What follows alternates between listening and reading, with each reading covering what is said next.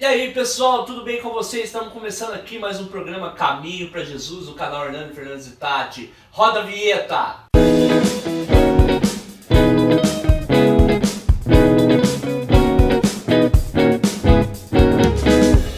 E aí pessoal, é um prazer estar aqui de volta com o Caminho para Jesus, esse quadro muito interessante, que a gente traz pessoas, traz testemunhos. Hoje estamos aqui com o Júlio César Bonanome dos Reis. E aí, Júlio, maravilha. Bom ter você aqui, estamos com a Tati. Também tô aqui. Isso. Tem a Kika que está aqui, a nossa gata, mas ela está um pouco com vergonha, mas já ela aparece. Bom, a gente sempre aqui faz umas perguntas, tenta conversar, mas antes de mais nada, o Júlio é um irmão para mim, né? A gente já teve banda com trabalho secular, e a gente já tentou o sucesso, buscou o sucesso, né? Graças a Deus a gente não teve, porque senão a gente não estaria aqui hoje, nesse momento, fazendo esse programa. Então hoje a gente sabe os desígnios de Deus para nós. Mas bom, vamos ao que interessa, vamos começar perguntando. Quanto tempo você tem de convertido, Júlio? Se quiser falar um pouco alto aqui pra pegar. Na verdade, eu me converti, eu sou convertido desde os meus 3 anos de idade, né? Uhum. Por causa que a minha família, eles são cristãos, né? Eu nasci numa família cristã e eu desde os meus 3 anos que eu sou convertido, né? E eu gostava muito de ir na igreja.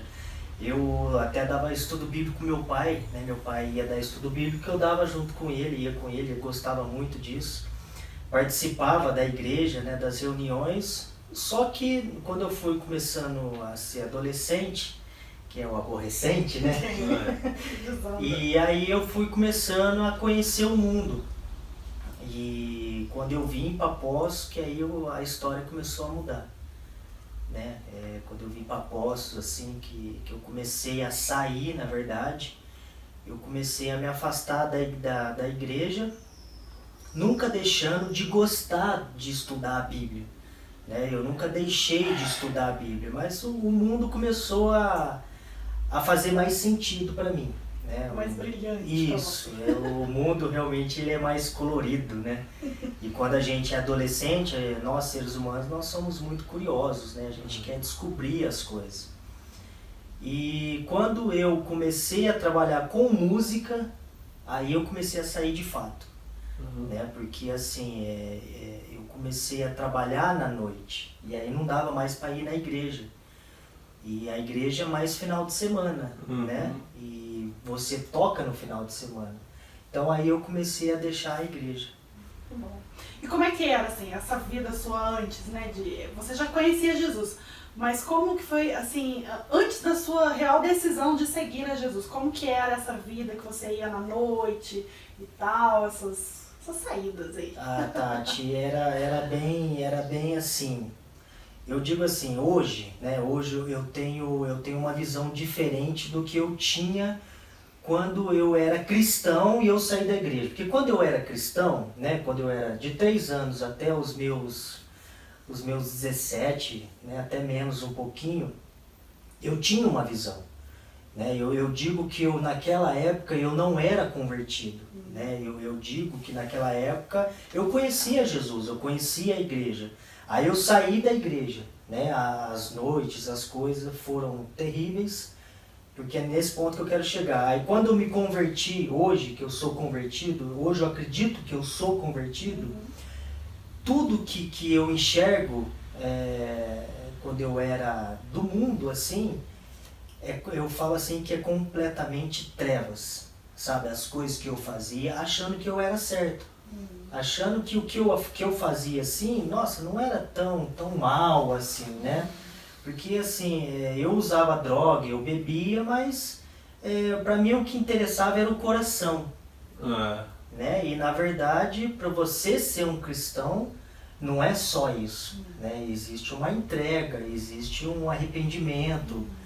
Então assim, quando eu era do mundo, era bem difícil. Você pensava assim, basta ser bom e o resto você pode, né? Achava assim, se eu sou bom, gente boa com os outros, eu posso quebrar tudo que não tem importância. Mas aquele quebrar tudo do bem. né? Porque eu penso assim, tem muitas pessoas que usam droga, que bebem, mas, nossa, bate na mulher, briga na rua, e usa droga, fica doidão e sai pra brigar. Vai traficar. Exatamente, isso já é um outro ponto. Aí tem um outro ponto de usar droga, de você beber, mas para ficar com os amigos, né? Que a gente ficava muito em casa, jogando um poker, né? Até falando de Deus, né? Nós conversávamos muito sobre Deus, sobre a vida e tal. Então era esse o ponto, que eu achava que não tinha nada a ver e na verdade tem. Na verdade a gente tava em banho-maria ali, né? Exatamente. A gente tava no morno, né? A gente usava essas coisas e tudo mais, mas achava que por estar ali com a galerinha, não estando fazendo mal... O mal, o mal em si. O mal tá tudo bem. Na verdade não é. Não, na verdade, se for deixando dessa forma, você vai ver que uma hora você vai cair num abismo que às vezes não tem volta. Qual foi o meu abismo nesse momento? A depressão. Eu comecei a chegar numa depressão, onde nada mais fazia sentido, né? Onde nada mais me fazia feliz. Então eu cheguei num ponto assim que eu acredito que Deus, né? Acho que Deus ele coloca a mão e fala, meu filho, agora você precisa ir sozinho para você ver aonde você está. E é onde começou a me dar os imprazeres do mundo, né? Da vida. E isso começou a me fazer mal. E isso começou a me fazer a pensar, o que eu estou fazendo da minha vida? Isso não tem valor, eu não quero estar aqui, não é aqui que eu quero estar. Foi aonde que eu comecei a voltar para Cristo. Comecei a estudar as profecias, porque tudo começou com as profecias na minha vida. Né? Eu sempre fui de estudar a Bíblia, mas eu nunca cheguei a estudar o Apocalipse, de verdade. E quando eu comecei a estudar, minha vida começou a mudar. Parece que os meus olhos começaram a se abrir. Esse resumo que eu ia fazer a pergunta, o que te levou a buscar Deus, então foi exatamente isso, foi esse desgosto que você foi perdendo pelo mundo, as cabeçadas que foi dando, a depressão que foi vindo, que te levou realmente a falar, não estou no caminho certo, né? Eu preciso buscar. Porque assim, Hernani, eu já tinha uma vida, então dentro de mim... Você sabia qual que era a vida verdadeira, sabia, né? Entendeu? Só que eu estava perdido. Né? Porque o que eu falo assim, Satanás ele é muito esperto, ele é muito sagaz, ele sabe te enganar. Então eu estava vivendo de uma forma enganado, mas boa, entende? Até que Jesus, acredito, até que Deus tirou a mão de mim para eu entender o que eu estava vivendo e entender que aquilo que eu achava bom realmente não era bom. E foi aonde que eu comecei a voltar. Opa, não é aqui que eu quero estar, né? Bacana. E teve um momento, esse momento mesmo, assim, que falou assim, agora eu não quero mais nada, eu decido estar com Deus. Você falou que foi por causa, você começou a ler as profecias e tal, foi esse o momento chave, assim, agora eu não quero mais? Foi, Tati. Foi esse momento que eu decidi que eu não queria mais. E isso levou um tempo para eu parar de beber, que eu continuei a beber, né? Eu usava droga. Eu parei com a droga, né? Foi assim, no ato. Mas eu continuei a beber, né? Bebia uma cervejinha, não mais como eu bebia, com a galera, assim, a noite inteira e tal. Mas assim, às vezes eu fazia uma comidinha, tomava uma cervejinha, né? Uma latinha de cervejinha, entende? Às vezes chegava no final de semana, tomava uma cervejinha, né? Às vezes com os meus parentes e tal. Se for ver, você tá brincando ali, né? Tá dando brecha, mas né? o que acontece? Eu estava estudando as profecias, então automaticamente o Espírito Santo já estava começando, me incomodando e trabalhando em mim, me limpando. E nisso eu comecei porque assim, a partir do momento que eu comecei a estudar as profecias, eu decidi que eu queria parar, só que eu não conseguia. Então eu fui parando aos poucos. Então quando eu comecei, nesse momento, decidir, eu fui parando aos poucos e... Isso é importante dizer também, né? Porque às vezes a pessoa sabe, vou vir para Jesus, vou acabar com tudo, não, de uma hora para outra. Muita gente fala assim, mas vou ter que parar de fazer isso, vou ter que parar de fazer aquilo. Na verdade, é esse o processo, né? A palavra vai te limpando, aquilo vai começando a te incomodar e você vai libertando aos poucos. Não é que alguém chega e fala assim, você tem que parar de fazer isso. Não. É você entendendo certos princípios de Deus que vai saindo isso. Né? Talvez exista pessoas que conseguem, mas no meu caso eu não consegui. assim, parar Uma vez. de uma vez, entendeu? Foi aos poucos, foi uma luta muito grande, porque eu Ainda acredito... às vezes, né? Sim, Em algumas outras áreas, né? Tem outras lutas, a gente sempre tem lutas, né? Eu acredito no grande conflito entre o bem e o mal. Os dois querem você. Então existe um grande conflito, só que é a gente que decide. Então quando eu decidi ir para o lado de Jesus, automaticamente as trevas queriam eu de volta. Então é uma luta onde que dificulta a nossa mudança, né? Só que Cristo é mais, né? Cristo, quando você decide por Ele, não tem como. Pode demorar um pouquinho, mas Pode vai. demorar um pouquinho, exatamente. Pode demorar um pouquinho, mas vai. E se já teve algum sobrenatural com Deus, ou sonho, ou visão, ou sentir, ou sei lá, alguma manifestação do Espírito Um momento Santo? muito especial que te marcou, assim, você, nossa, isso aqui me marcou muito. Ou não? Não. Que eu me lembro, assim, porque é aquilo, eu tenho uma memória muito fraca também, né? De lembrar as coisas. Eu sei que eu passei muitas coisas boas, excelentes na minha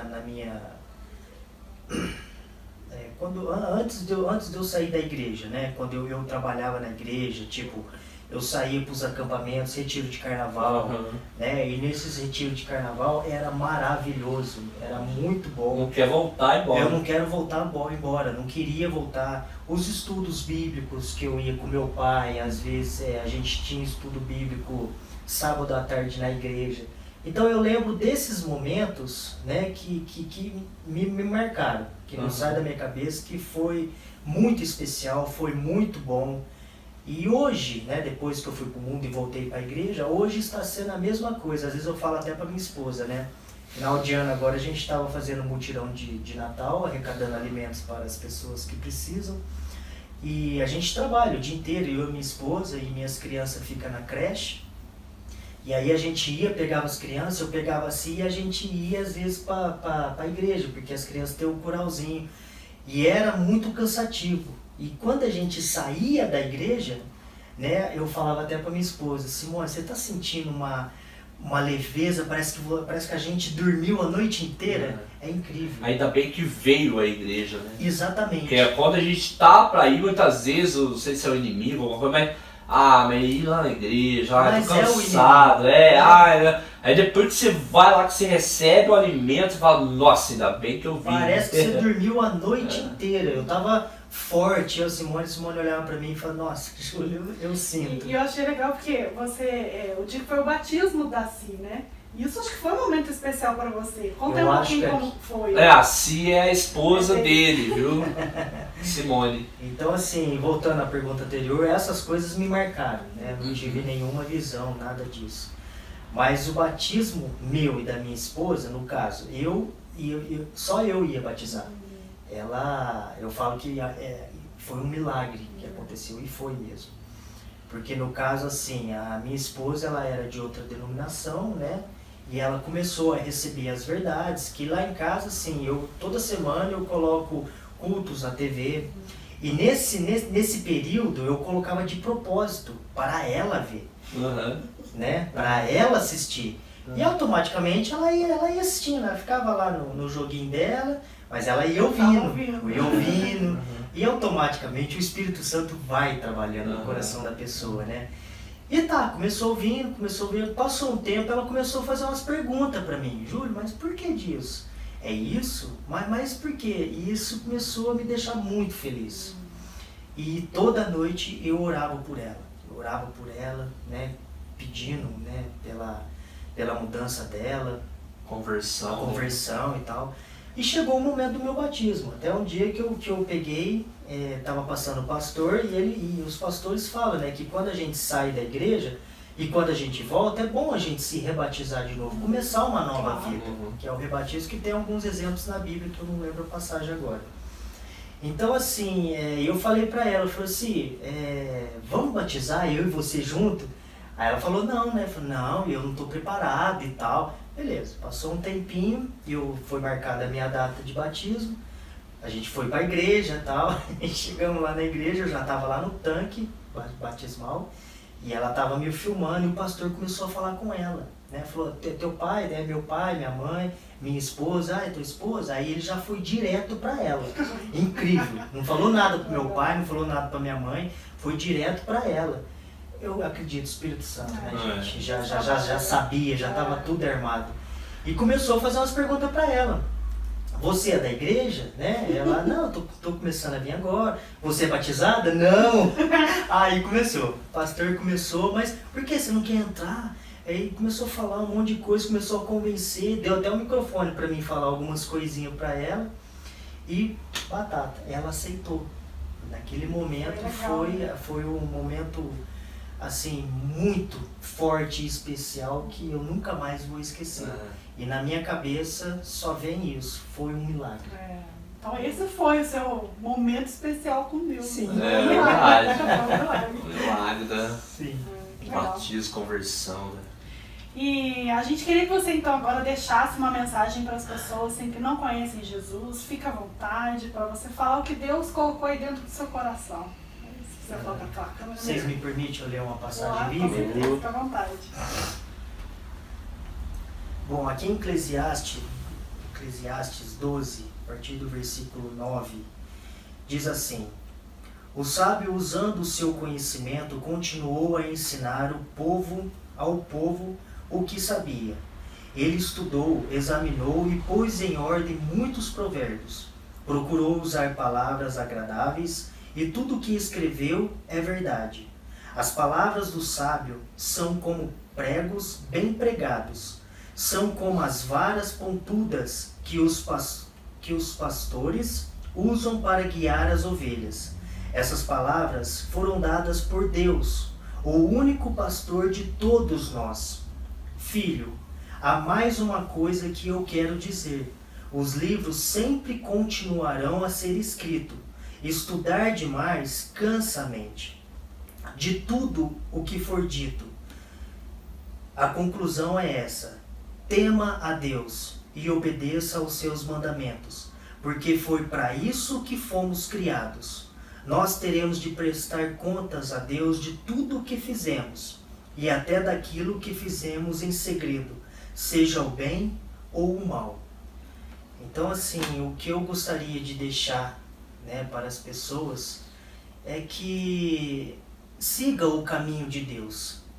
Siga o caminho que Ele mostrou para nós. Eu falo assim, Jesus, né, depois que a gente estuda as profecias, Jesus está muito próximo de voltar.